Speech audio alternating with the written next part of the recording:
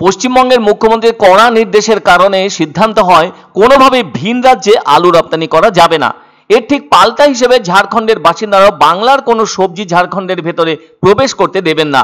ওই দাবিতে বান্দোয়ানের দোয়ারচিনি আসানপানি ঝাড়খণ্ড সীমান্ত এলাকায় ঝাড়খণ্ডবাসীরা চাক্কা জ্যাম করেছেন।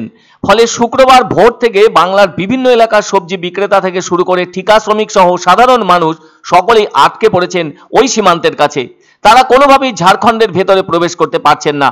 তবে যারা পর্যটক তারাও পড়েছেন বিপদে। এদিকে দুই রাজ্যের সবজির কেত্তন নিয়ে জেরবার অন্যান্য রাজ্য থেকে আসা পণ্যবাহী গাড়ি সহ অন্যান্য গাড়ি, এ তো একটাই দেশের রাজ্য এগুলি।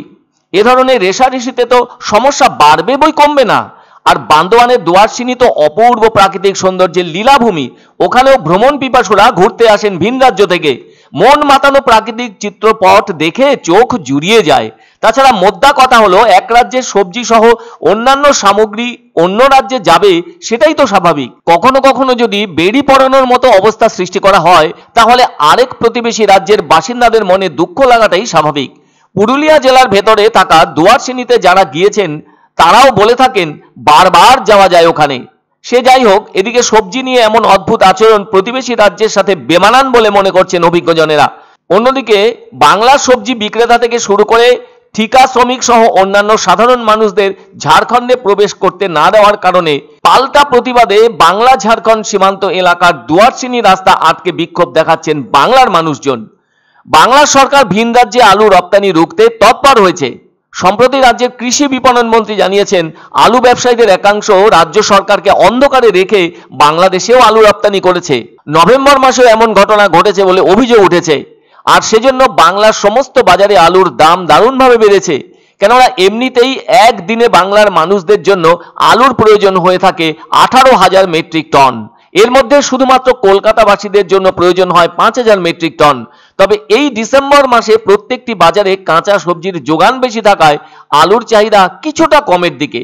বলা দরকার, গত বছর প্রাকৃতিক দুর্যোগের কারণে আলুর উৎপাদন কমে গিয়েছিল প্রায় 4.5 লক্ষ মেট্রিক টনের মতো। এবছরও আলুর বিছন লাগাতে অনেকটা দেরি হয়েছে।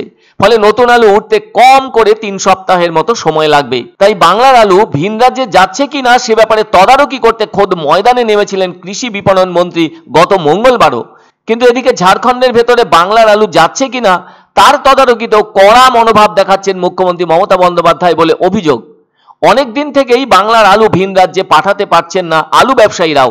তবে ঝাড়খণ্ডের মানুষদের বাংলার আলুর প্রয়োজন, আর তা না পাওয়ায় ওই রাজ্যের বাসিন্দারাও বাধ্য হয়ে এদিন দুই রাজ্যের সীমানায় অর্থাৎ বান্দোয়ানের দোয়ারচিনি আসানপানি সীমান্তে বাংলার কোনো সবজি ঝাড়খণ্ডে প্রবেশ করতে না দিতে চাওয়ায় চাক্কা জ্যাম করে অবরোধ করলেন বাংলার পাঠানো সবজির একাধিক গাড়ি। ফলে বিস্তর সমস্যা দেখা দেয় দুই রাজ্যের সীমান্ত এলাকায়। এমনটা কবে মিটবে এবং স্বাভাবিক হবে সেই দিকে তাকিয়ে দুটি রাজ্যের আমজনতা। আমাদের দাবি মূলত এটাই যে মমতা ব্যানার্জি বেঙ্গল সরকার ইনফরমেশনে আমাদের ঝাড়খণ্ডকে আলু সাপ্লাই বন্ধ করি না। আমরা কোনো ঢুকতে দিব না, সবজি নাই, লেবার নাই, কোনো গাড়ি আমরা ঝাড়খণ্ডে ঢুকতে দিব না। অসুবিধা হয় তো, ঝাড়খণ্ডে গেলে আমরা বন্ধ করেছে, আমরাও বন্ধ করেছি, রাস্তা বন্ধ করেছে পুরো একদম, সব খাবার বলছে।